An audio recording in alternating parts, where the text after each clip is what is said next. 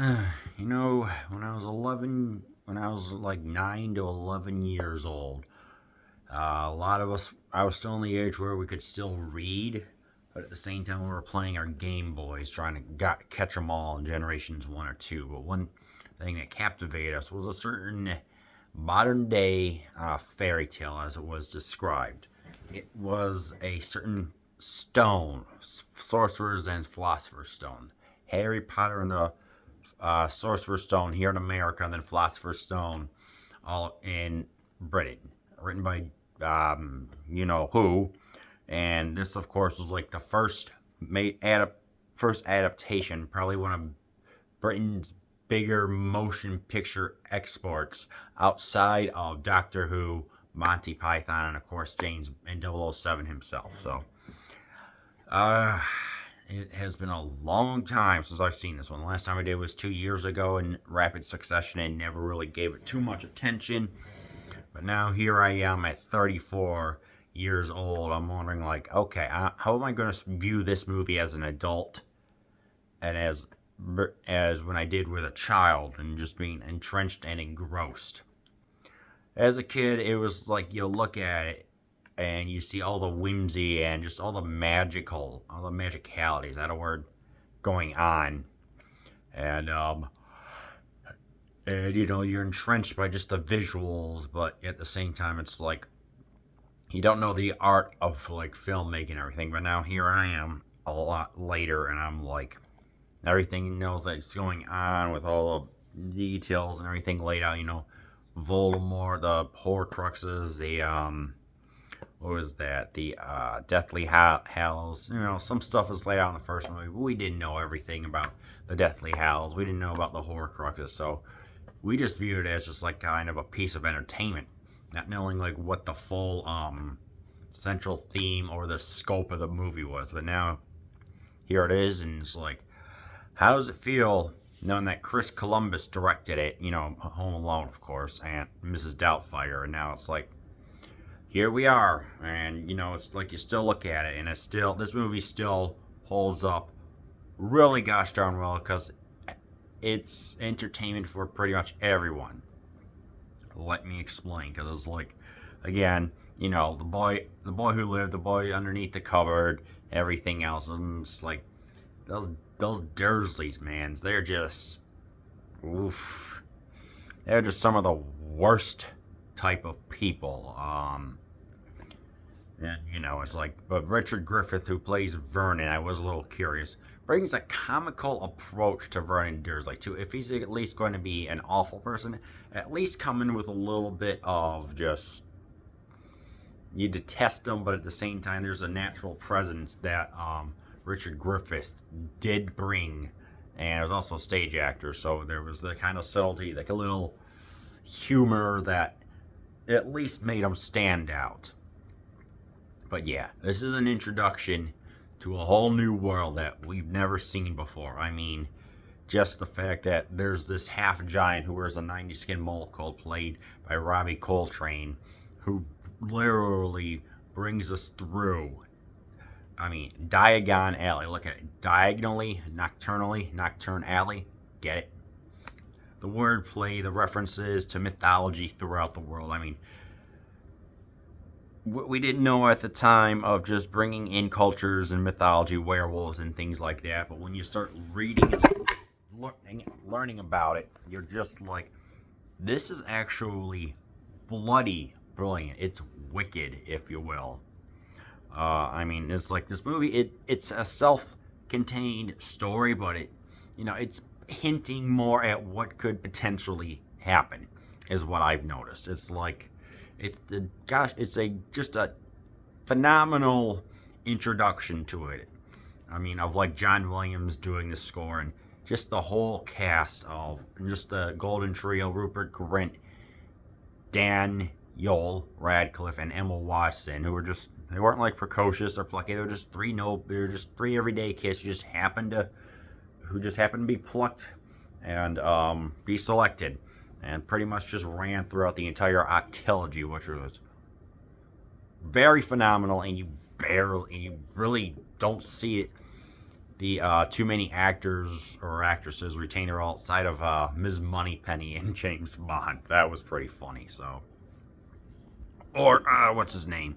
Hugh Jackman as Wolverine. Anyway, yeah, it's like it's a three structure. It's the begin. There's the discovery of what's going on. The everyday life inside Hogwarts, but there's still some mystery going on.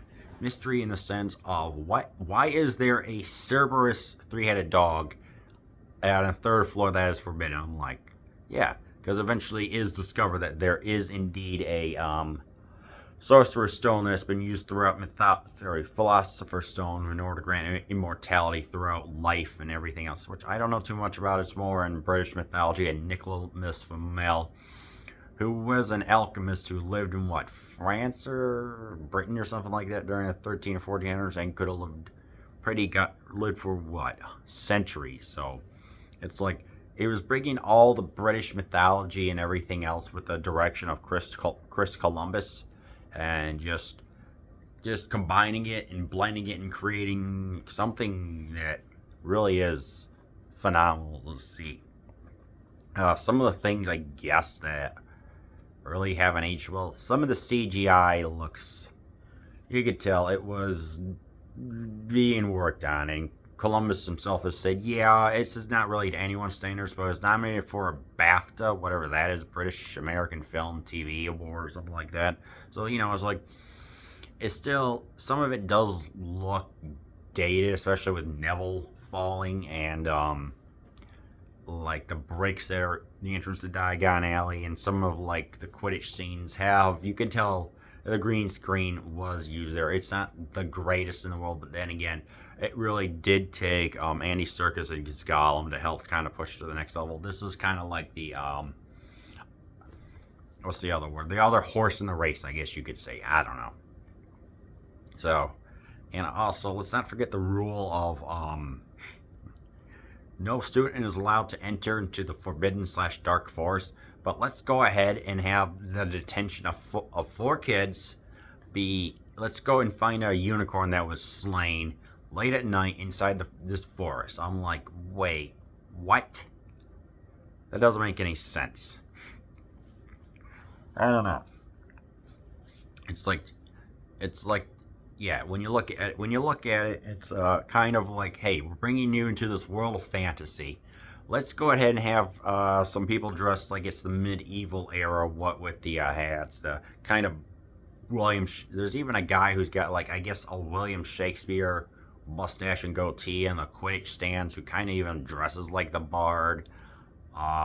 Dim lighting, a cauldron that's been used, what was it, and the 3 broomsticks that is actually 500 years old in real life, which is really cool to see. Some of the standout scenes, it's like you got all the ornate, opulent sets, Gringotts, you got the alleyways, you got Diagon Alley, you got Hogwarts, of course. I mean, it's visually beautiful to look at. And Columbus, when he directed Home Alone 1 and 2, worked with Macaulay Culkin, worked with the Golden Trio at the time, protected the kids from too many interviews and things like that. So he really was the perfect director to introduce us to this world. So it's like we get a little scope of everything that's going on, but we all know that Chamber of Secrets, Azkaban, etc. It's all going to expand even more. And I mean, this really is arguably amongst the top 4, I would say, in the octilogy.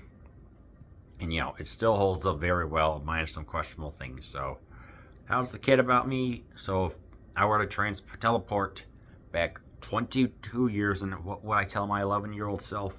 Listen, there's going to be a lot of British mythology you're not aware of, and some other stuff that's going to happen, like Tom Riddle's diary and Voldemort, which I think means flight of death in French, or the Horcrux. Anyway, it's like you're going to learn a lot of stuff, and it really is going to get you beat and get your mind active and things like that. And just ignore all the people who are just dismissing it as witchcraft, when this movie is about unity and friendship and just trying to find your way in the world. So, yeah. Funny piece of trivia, it's like go on the IMDb. 2 things. Ian Hart, who plays who plays Quirrell, he was going to go and read the second book because he's like, hey, where's my character at? Not because he didn't read the first book, knowing that his character was killed. So that was kind of funny. He's like, I was unaware of what happened to Quirrell. And also, Daniel Radcliffe was messing with Robbie Coltrane's phone and set it to Turkish. You would think like German or Spanish. No, Turkish. So Coltrane had to get in contact with this hair designer, I forgot who, had to call a father and try and find out what is Turkish for change language, you know. So it's like, yeah, the cast does a great job, but they're still trying to find their way because no one knows what's going to happen, what the future holds, outside of Alan Rickman.